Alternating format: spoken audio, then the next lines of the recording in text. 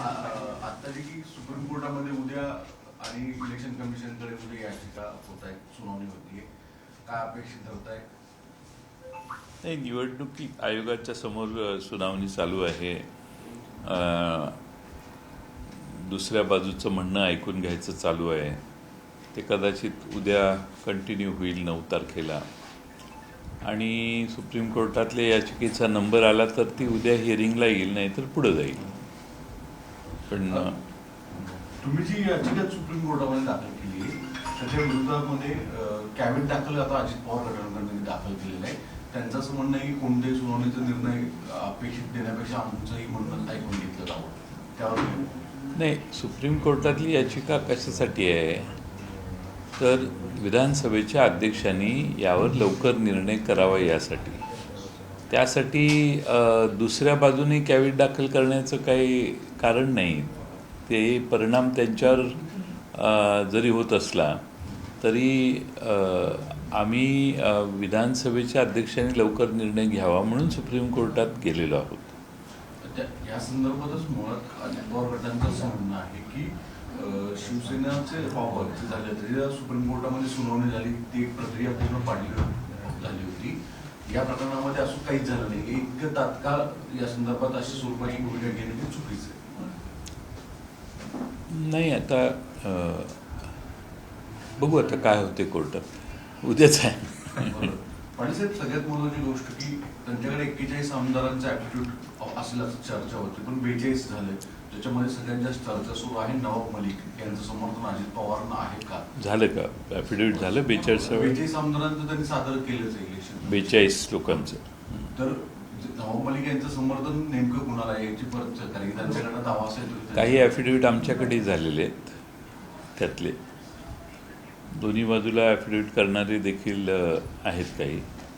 पण ठीक आहे, काय त्याला फार विशेष महत्त्व नाही. तिकडून ज्यांनी ॲफिडेव्हिट केलं असेल त्यांची नावं समोर येतीलच पुढं. नाही, त्यांना बोलायला रिस्ट्रिक्शन्स आहेत ना, त्यामुळे ते प्रसारमाध्यमासमोरही गेलेले नाहीत. त्यांनी त्यांची मतंही व्यक्त केलेली नाहीत. त्यामुळं आणि मी त्यांना स्वतः जाऊन भेटलो त्यावेळी राजकीय कोणती चर्चाही नाही केलेली. त्यामुळं सर, पुण्यात ज्येष्ठ नेते आझमभाई पानसरे यांनी पवार साहेबांना समर्थन दिलेलं आहे, म्हणजे हे अजित पवारांना एकदम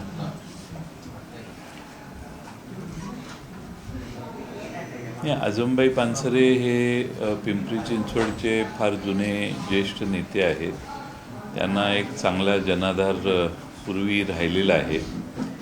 अलीकडे प्रकृती त्यांची मधल्या काळात बरी नव्हती, पण त्यांनी पवारसाहेबांची भेट घेतलेली दिसते. मी देखील सकाळीच पाहिलं आणि त्यांचं समर्थन पवारसाहेबांना मिळालं ही एक स्वागताची गोष्ट आहे.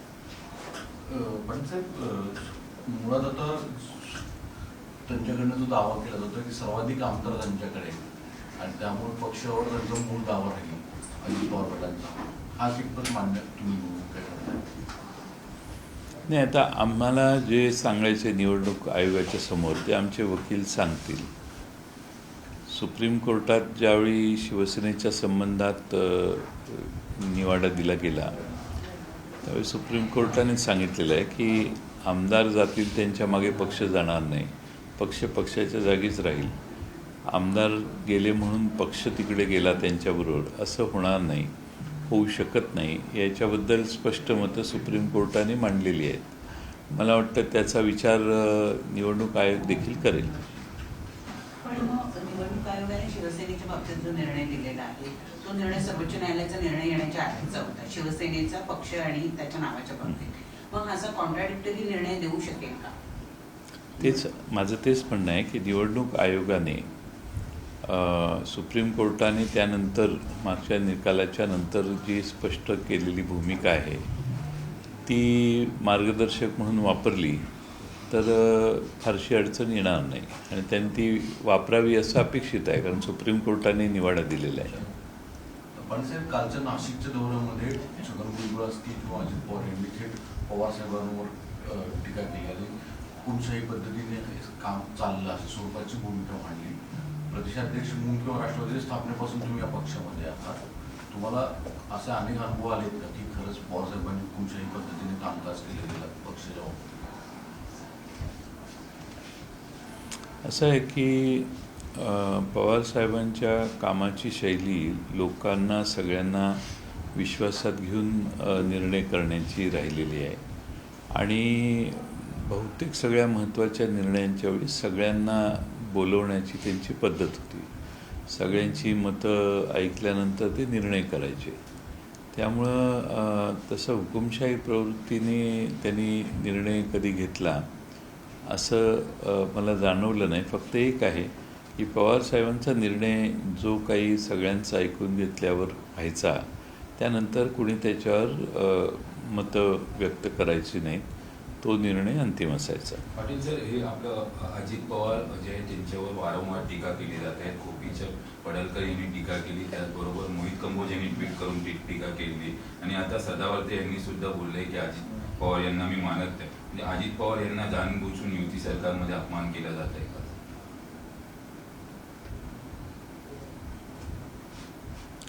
याच्यावर मला काही भाष्य नाही करायचं, कारण ते तिकडे गेलेले आहेत. तिकडं ज्यांच्याजवळ गेलेले आहेत त्यांच्याकडून जे भाष्य होत आहेत त्याच्यावर त्यांनीच मतप्रदर्शन व्यक्त केलं पाहिजे. आम्ही त्यापासून बरेच लांब आहोत, त्यामुळे त्याच्यावर आज बोलण्याची आवश्यकता नाही. योग्य वेळी त्यावर बोलू आपण. सुप्रियाताई सोलापूरच्या दौऱ्यामध्ये आता काही वेळापूर्वी प्रेस झाली, तिथे असे म्हटले की जर जयंत पाटील अजित पवार गटांमध्ये घेऊन तिथून जर मुख्यमंत्री झाले तर माझी हरकत नाही आहे. खरंच असं घडेल? महाराष्ट्रामध्ये मुख्यमंत्र्यांची गर्दी फार वाढायला लागलेली आहे आणि किती मुख्यमंत्री, इकडून इकडे गेल्यावर मुख्यमंत्री, तिकडे गेल्यावर मुख्यमंत्री, इकडं 2-3 मुख्यमंत्री, तिकडं 2-3 मुख्यमंत्री, आणखीन पाईपलाईनमध्ये बरेच मुख्यमंत्री. त्यामुळे हे सगळं प्रकरण जनतेला मनोरंजनाचं वाटत असेल असं मला वाटतंय. सर, दुसरीकडे म्हणजे एकीकडे सातारची सभा होती, त्यानंतर झालेलं निवडणूक होती आणि त्यामध्ये पवार साहेबांचा करिश्मा होता. काल जर आपण पाहिलं तर स्वतः निवडणूक आयोगासमोर पवार साहेब उभे राहिले. दुसरी लाट ही म्हणावी लागेल का आता, म्हणजे दुसरा अध्याय त्याचा असेल का? नाही, देशात पवार साहेबांच्या सारख्या एवढ्या मोठ्या नेत्याचा पक्ष काढून घेण्याचं काम जर झालं तर सगळ्या देशात एक वेगळी प्रतिक्रिया जनतेच्या मनात निर्माण होईल, हे स्वाभाविक आहे. आणि खास करून महाराष्ट्रात मात्र त्याच्याविषयी संताप होईल आणि मराठी माणसांनी दोन, एक शिवसेना आणि दुसरा राष्ट्रवादी काँग्रेस, हे मराठी माणसांनी सुरू केलेले जे दोन पक्ष आहेत, हे दोन्ही फोडण्याचं काम झालं किंवा दोन्ही फोडण्याचं काम झालं असं म्हणता येणार नाही, दोन्ही पक्ष चोरण्याचं काम झालं असं मी म्हणेन. असं जर झालं तर महाराष्ट्रातली जनता त्याच्या विरोधी निश्चितपणानं उभी राहील आणि त्याची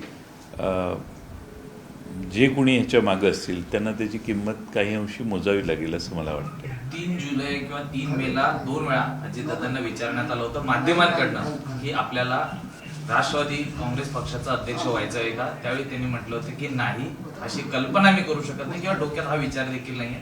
मात्र आता ते त्या पक्षावरती दावा करत आहेत. या 2 सिमिलर विधानांचा जो व्हिडिओ आहे तो सोशल मीडियावरती व्हायरल होतोय. आपण कसं पाहता या विधानांकडे? आता कसं आहे, निवडणूक आयोगाच्या समोर हे सगळे प्रश्न चालू आहेत.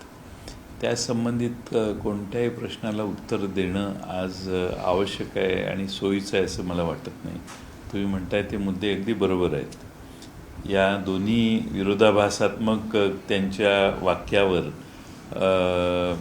लोकच निष्कर्ष काढतील असं मला वाटते.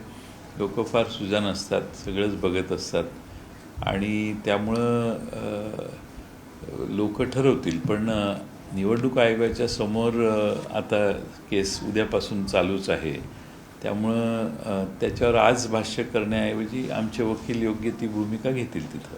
पाटील साहेब, सगळ्यात विषय जो चर्चा होता की मुळात या सगळ्या घडामोडीनंतर पक्षाचं चिन्ह या संदर्भात काय खरं चर्चा सुरू आहे की चाचपणी सुरू केली जाते? समजा येत्या कदाचित पुढच्या कालावधीमध्ये भलेही राष्ट्रवादीने निवडणूक आयोगासमोर परवा दिवशी बोललेले आहे की पक्षचिन्ह फ्रीज केलं जाऊ नये, पण तरी सुद्धा या संदर्भात एक चर्चा सुरू आहे की असं पर्याय सुरू आहेत का शोधण्याचे? आमच्याकडे चर्चा चालू नाही आहे. पर्याय हुडकण्याचाही प्रश्न नाही, कारण राष्ट्रवादी काँग्रेस पक्ष आणि घड्याळे चिन्ह आमचं आहे, शरद पवार साहेबांचा पक्ष आहे हा. त्यामुळे निवडणूक आयोग आमच्यावर अन्याय करणार नाही अशी आमची प्राथमिकदृष्ट्या अपेक्षा आहे. आणि निवडणूक आयोग या देशात 28 राज्यात हा पक्ष आहे. 24 राज्याच्या प्रमुखांनी, राज्याच्या अध्यक्षांनी आणि तिथल्या कार्यकारिणीच्या सदस्यांनी पवारसाहेबांना पाठिंबा दिलेला आहे. महाराष्ट्रासारख्या राज्यात बहुसंख्य जे पदाधिकारी आहेत पक्षाचे त्यांनी पवारसाहेबांना पाठिंबा दिलेला आहे. आणि त्यामुळं मला असं वाटतं की निवडणूक आयोगाला देखील पवारसाहेबांच्या राष्ट्रवादी काँग्रेस पक्ष आणि घड्याळ याचं पवारसाहेबांच्याकडेच हा पक्ष राहील असाच निर्णय घेण्याची परिस्थिती आहे. आता त्या पलीकडं काय वेगळा निर्णय झाला तर मग तो पुढचा प्रश्न आहे. ॲफिडेव्हिट एक महत्त्वाचा मुद्दा आहे. अजितदादा पवार यांच्या गटाकडनं साधारणतः 1.5 लाख ॲफिडेव्हिट दिले जातील असं त्यांच्याकडून ही बातमी ही ते सांगत जरी असले तरी निवडणूक आयोगाकडे जेवढी ॲफिडेव्हिट गेलेली आहे ती ॲफिडेव्हिट निवडणूक आयोगाने आमच्याकडे सॉफ्ट कॉपीमध्ये पाठवलेली आहे. त्याची तपासणी करताना काही ॲफिडेव्हिट चुकीची झालेली आहेत, काही मृत्यू झालेल्या लोकांची झालेली आहेत, किंवा काही लोकांची फसगत झाली आहे, असे वेगळे उदाहरणं आमच्या वकिलांनी निवडणूक आयोगाच्या समोर सांगितली. आणि पुढं आणखीन माहिती ते पुढच्या 2 दिवसात देतील. आता ही ॲफिडेव्हिट जी आहेत ती काही हजारात आहेत. हे 1,00,000-1.5 लाख हे रॉंग स्टेटमेंट आहे. आमच्याकडे निवडणूक आयोगाने जी यादी दिलेली आहे ॲफिडेव्हिटची सॉफ्ट कॉपी दिलेली आहे त्यात ती काहीतरी 40 का 45 हजाराच्या दरम्यान आहे. आणि बऱ्याच ठिकाणी एका जिल्ह्यात 2च तालुक्यातले ॲफिडेव्हिट आहेत, एकाच तालुक्यात सगळे ॲफिडेव्हिट आहेत. म्हणजे त्या जिल्ह्यातला दुसरा पक्ष सगळा झोपलेला आहे असा त्याचा अर्थ होतो. तसं आमचं झालेलं नाही. आमच्या महाराष्ट्रातल्या प्रत्येक विधानसभा क्षेत्रात, प्रत्येक तालुक्यात आमचे जे पूर्वी निवडणुकीने तालुका कार्यकारिणी, फ्रंटलच्या कार्यकारिण्या, जिल्हा कार्यकारिणी आणि जिल्ह्याचे फ्रंटलचे सगळे पदाधिकारी आणि राज्याची कार्यकारिणी, राज्याचे प्रदेशचे सदस्य, ह्या सगळ्यांचे ॲफिडेव्हिट आम्ही रितसर दिलेले आहेत. हा महाराष्ट्रापुरता प्रश्न, पण देशातल्या बहुसंख्य 23 का 24 राज्यांनी पवारसाहेबांना पाठिंबाच दिलेला आहे. त्यामुळं ॲफिडेव्हिट निवडणूक आयोगाने तपशीलवार बघावेत. त्यांनी शिवसेनेच्या बाबतीत ती तपशीलवार बघण्याचं टाळलं. त्यांनी सांगितलं की आम्हाला एवढे बघता येणार नाहीत, पण आम्ही काही 10 लाख ॲफिडेव्हिट आणि 15 लाख केलेले नाहीत. आम्ही काही ॲफिडेव्हिट केलेले आहेत जे पदाधिकारी पक्षाचे आहेत ते. त्यामुळं निवडणूक आयोगाने थोडासा वेळ घेतला पाहिजे. हे ॲफिडेव्हिटची शहानिशा केला पाहिजे. ॲफिडेव्हिट महाराष्ट्रातल्या प्रत्येक जिल्ह्यातनं कुणाचे किती आले आणि ते आले आहेत ते एखाद्या संस्थेच्या कर्मचाऱ्यांचे ॲफिडेव्हिट आहेत का पक्षात काम करणाऱ्या पदाधिकाऱ्यांचे आहेत, ते पक्षात काम करणारे आहेत का कधीच त्यांनी पक्षात काम केलं नाही अशा लोकांचे आहेत, याच्याविषयी थोडासा अभ्यास निवडणूक आयोगाने केला पाहिजे. आणि त्यातनं निवडणूक आयोगाच्या लक्षात येईल. महाराष्ट्राचा नुसता विषय झाला तरी महाराष्ट्रातले 70%, काही ठिकाणी 80-90% कार्यकर्ते हे शरद पवारांना पाठिंबा देतात. आणि त्यामुळं कार्यकर्त्यांचा पक्ष आहे हा, आमदारांचा पक्ष नाही. आमदार जरी कुठं इकडं तिकडं गेले तर त्या 30-40 मतदारसंघात ॲफिडेव्हिट झालेले आहेत. तिथं देखील आमच्या राष्ट्रवादी काँग्रेसची आमची जी बाजू आहे तिथं आमच्या पदाधिकाऱ्यांनी ॲफिडेव्हिट दिलेले आहेत. त्यामुळं आम्ही जे ॲफिडेव्हिट दाखल केलेले आहेत ते महाराष्ट्रात ॲक्रॉस महाराष्ट्र प्रत्येक तालुका, प्रत्येक विधानसभा मतदारसंघ आणि प्रत्येक जिल्ह्यातनं आलेले आहेत. त्याचबरोबर देशातल्या सर्व राज्यातून ॲफिडेव्हिट आलेले आहेत जिथं आमचा पक्ष अस्तित्वात आहे. त्यामुळं आमच्या ॲफिडेव्हिटमध्ये जेन्युनिटी आहे, खरेपणा आहे. कोणाच्याकडं दबाव करून आम्ही ॲफिडेव्हिट घेतलेले नाहीत. किंबहुना कुठलेही खोटे ॲफिडेविट दाखल करण्याचा प्रपंच आम्ही काही केलेला नाही. त्यामुळं मला असं वाटतं की निवडणूक आयोगाने ॲफिडेविटचा अभ्यास केला पाहिजे. ॲफिडेविटचा अभ्यास करून त्याचा पक्षाचा कार्यकर्ता कुणाच्या बाजूने आहे याचा निर्णय करून निवडणूक आयोगाने निर्णय दिला पाहिजे असं आम्हाला वाटतं. आणखी एक वेगळी मागणी त्यांनी म्हणजे शिवसेनेची सुनावणी ज्यावेळेला झाली होती त्याच्यापेक्षा एक वेगळी मागणी केलेली आहे अजित पवार गटाने, ती ही की जेवढे आमदार आणि खासदार निवडून आले त्यांना पडलेली जी मतं आहेत त्या मतांचा सुद्धा विचार केला.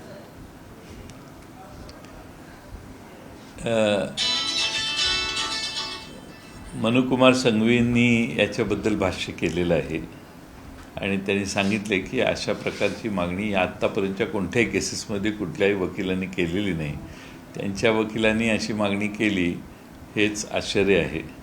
आणि कार्यकर्ते, पक्षात काम करणारे ॲक्टिव्ह कार्यकर्ते, आमच्याकडे पक्षात काम करणाऱ्या ॲक्टिव्ह कार्यकर्त्यांची ॲफिडेविट्स आहेत, सभासद नोंदणीचे आमच्याकडे दाखले आहेत. आमचं सगळं जे काय आहे ते अधिकृत आणि व्यवस्थित आहे. जे आम्ही निवडणूक आयोगाने आम्हाला निवडणूक आयोगाला हेच सांगायचं की निवडणूक आयोगाने हे सगळं छाननी करावी. छाननी करण्यासाठी आम्ही त्यांना मदत करू शकतो. त्यांना जर यंत्रणा कमी असेल तर आम्ही त्यांना इम्पार्शियल काम करणारी यंत्रणा देखील उभी करून देऊ शकतो. पण त्यांनी ॲफिडेविटचा व्यवस्थित अभ्यास करावा.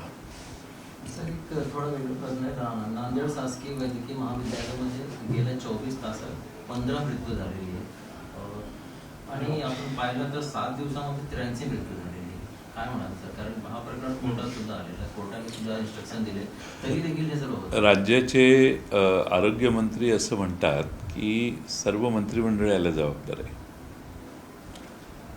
आणि नांदेडसारख्या ठिकाणी जे मृत्यूचं थैमान चालू आहे ते अद्यापही काही दिवस झाले उलटले तरी सरकारच्या आरोग्य विभागाला किंवा मेडिकल एज्युकेशन जो विभाग असेल रिस्पॉन्सिबल त्यांना ते थांबवता आलेलं नाही.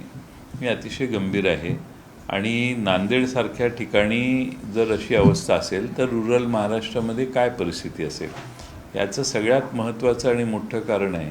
आणि ते म्हणजे औषधांची खरेदी करण्याचा निर्णय केंद्रीय केलेला आहे, इथं मंत्रालयात घेण्यात आलेला आहे. तो डिसेंट्रलाइज आमच्या सरकारच्या वेळी होता. तो डिसेंट्रलाइज्ड निर्णय होत होता, त्यामुळे स्थानिकदृष्ट्या हे सगळे निर्णय व्हायचे, गरजेप्रमाणे व्हायचे. आता तो निर्णय करण्यासाठी मंत्र्यांनीच अधिकार हातात घेतल्यामुळं हा जो सगळा प्रकार झाला आहे याची जबाबदारी त्यांच्यापर्यंत पोचते. त्यांनीच सांगितलेलं आहे आता की ही माझी एकट्याची जबाबदारी नाही, सगळ्या मंत्रिमंडळाची जबाबदारी आहे. त्यामुळे आता सगळ्या मंत्रिमंडळावर ही जबाबदारी आहे. सगळे मंत्री दोषी आहेत असा आरोग्यमंत्र्यांचा दावा दिसतोय. आपलं काय म्हणतं सर त्या संदर्भात? माझं नाही, त्यांचं मत मी तुम्हाला सांगितलं. मी त्यांचं मतच सफिशियंट आहे ना, याच्या पलीकडे माझं मत द्यायची आवश्यकताच नाही आहे. आपली काय मागणी आहे का सर त्या संदर्भात? नाही, मागणी म्हणजे हे गंभीर आहे. एवढ्या मोठ्या प्रमाणात आरोग्याची विस्कळीतपणा आलेला आहे. आरोग्य सेवांच्याकडे लक्ष सरकारचं नाही आणि आरोग्याच्याच नाही तर अनेक याच्यात फेल्युअर आहे सरकारचं आणि हे तर सगळ्यात मोठं फेल्युअर आहे. गोरगरिबांचीच माणसं सरकारी हॉस्पिटलमध्ये जातात. तुम्ही तिथल्या गोरगरीब माणसांना न्याय देऊ शकत नाही, त्यांचे जीव वाचवू शकत नाही. अनेक लहान मुलांच्या आया टाहो फोडून रडताना टेलिव्हिजनवर आज आपण बघतो. हे या देशात महाराष्ट्रात किमान कशा पद्धतीनं सरकारने कामकाज केलेलं आहे याचं हे उदाहरण आहे. टोलचा विषय परत एकदा राज्यात गाजतोय. आज राष्ट्रपतींनी परत हा मुद्दा काढला. 2014ला यावरनं विधानसभेची निवडणूक विषय गाजला होता. त्यावेळेस भाजपाने काही सरकारनंतर टोल बंद केले. आता या संदर्भात राष्ट्रवादीची भूमिका काय आहे टोलच्या संदर्भात? नाही, असं आहे की मागच्या काळात भारतीय जनता पक्षाने टोल रद्द करू म्हणून 14 साली आश्वासन दिलेलं, पण मुंबईतून बाहेर पडणारे कुठलेच टोल बंद झालेले नाहीत. महाराष्ट्रातील अनेक ठिकाणी आजही टोल चालू आहेत. त्यामुळं त्यावेळी निवडणुकीच्या काळात केलेली ती घोषणा होती, त्याचा प्रत्यय काही फारसा आला नाही. काही ठिकाणचे तुरळक ठिकाणचे टोल बंद करण्यात आले होते हे मला आठवतं त्यावेळी, पण त्यानंतर त्याच्यात काही प्रगती झाली नाही. आणि त्यामुळं ज्या प्रोजेक्टवरचे पैसे रिकवर झालेले आहेत अशा प्रोजेक्टवर टोल घेण्याचा अधिकार नाही. त्यामुळे पैसे जर त्या प्रोजेक्टची कॉस्ट रिकवर झाली असेल आणि ते इंटिग्रेटेड सगळ्या प्रोजेक्टचा भाग नसेल तर मला असं वाटतं की कॉस्ट रिकवर झाली तर मग टोल कमी झाला पाहिजे किंवा बंद झाला पाहिजे. बंद कमी का म्हणतोय मी, मेंटेनन्सची कॉस्ट जर सरकारला पेलत नसेल तर, नाहीतर तो बंदच झाला पाहिजे. फडणवीस साहेबांनी हे मनसेने जो आंदोलन केलं होतं त्यानंतर राज ठाकरेंनी जो प्रश्न केला त्यावरती असं सांगितलं आहे की छोट्या गाड्यांना टोलमुक्ती दिलेली आहे पूर्णपणे. मला असं वाटतं की आता मुंबईवरून पुण्याला जातो त्यावेळी त्या फास्टॅगच्या खालून गेल्यावर टोलमुक्ती आहे की नाही ते लगेच लक्षात येतं. तुम्ही जाऊन या. सर दुसरीकडे मराठी आणि गुजरातचा वाद पुन्हा एकदा भेटू शकतो. घाटकोपरमध्ये जे फलक लावण्यात आले होते ते शिवसेना उबाटा गटाकडनं मोडण्यात आलेले आहेत. याकडे नेमकं असं कसं पाहता? मारो घाटकोपर म्हणून जिथे फलक लावण्यात आले होते ते शिवसैनिकांनी तोडलेले आहेत. मला काही नक्की एक्झॅक्ट त्याचं काय रेफरन्स आहे हे रेफरन्स टू कॉन्टेक्स्ट माहीत नाही मला काय एक्झॅक्टली आहे. हे गुजरातीत मारो घाटकोपर म्हणण्यात आलं त्याविषयी प्रतिक्रिया आहे का? ती ठीक आहे, ती मराठी माणसांची प्रतिक्रिया असेल. आपलं घाटकोपर म्हणणंही महत्त्वाचंच आहे. हे प्रत्येकाच्या भाषेचा प्रश्न आहे. मराठी माणसं आपलं घाटकोपर म्हणतील. सर कल सुनवाई होगी सुप्रीम कोर्ट में, इलेक्शन कमीशन के सामने, क्या अपेक्षा रखते हैं नहीं, हम अपेक्षा रखते हैं कि हमारे जो सारे एफिडेविट्स है उसको मद्देनज़र रखते हुए निवडणूक आयोग का निर्णय होना चाहिए. अब उस तरफ की सुनवाई चालू है. मुझे लगता है कि हमारे सुनवाई को शायद और वक्त मिलेगा और हमारे जो लॉयर है अभिषेक मनु सिंघवी साहब वो हमारी बात सामने रखेंगे. छगन भुजबल अपने आप को कंपेयर कर रहे हैं शरद पवार से, कैसे देखते हैं? कहाँ कंपेयर कर रहे हैं? मैंने तो देखा नहीं कभी, मुझे मालूम नहीं. एक भाषण में उन्होंने कहा क्या कहा? पार्टी को मतलब मेरा भी हिस्सा है पार्टी में, उन्होंने ऐसा कहा. हाँ, सभी का हिस्सा होता है लेकिन नेता तो एक ही थे ना. उनके नेतृत्व के नीचे हम सारे लोग काम करते थे, तो सबका हिस्सा है. हिस्सा नहीं है कौन कहता है, लेकिन जिनको नेता माना है वो तो शरद पवार ही है.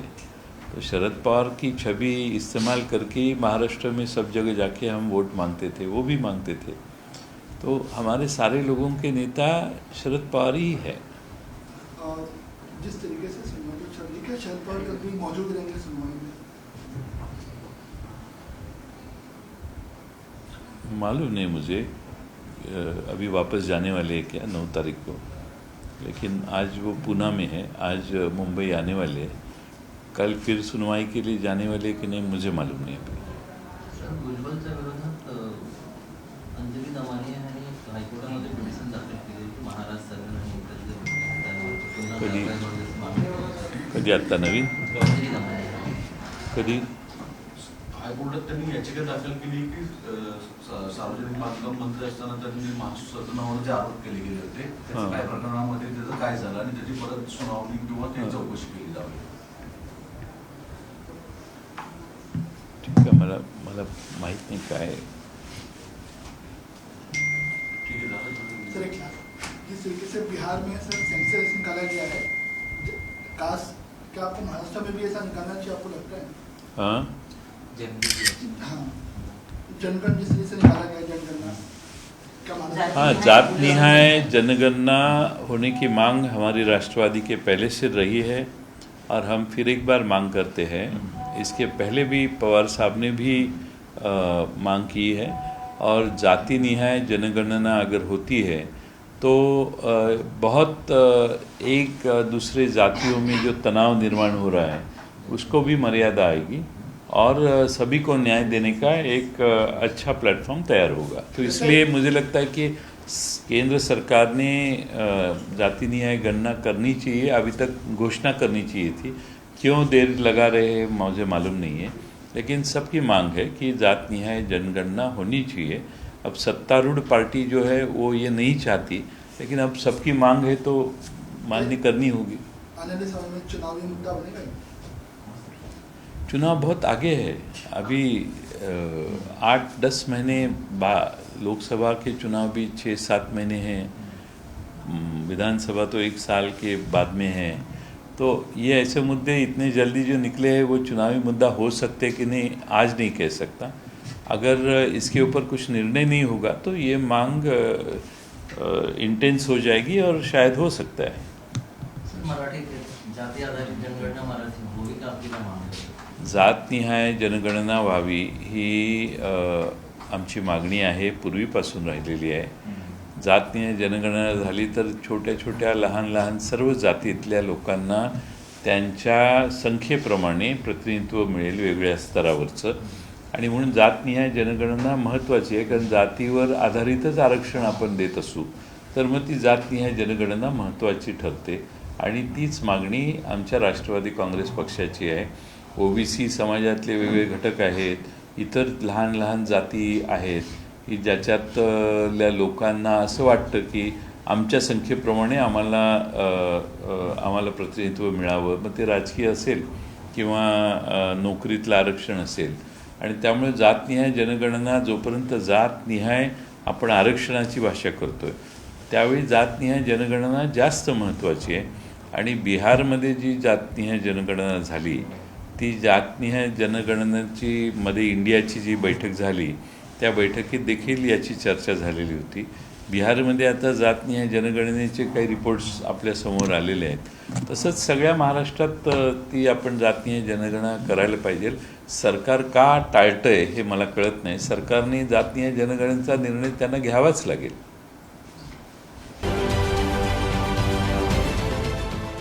देश विदेशातील प्रत्येक घडामोडींचे लाईव्ह अपडेट मिळवण्यासाठी आता साम टीव्हीच्या सर्व सोशल मीडिया प्लॅटफॉर्मला लाईक, फॉलो आणि सबस्क्राईब करा। तसंच सर्व नोटिफिकेशनसाठी बेल आयकॉन प्रेस करायला विसरू नका।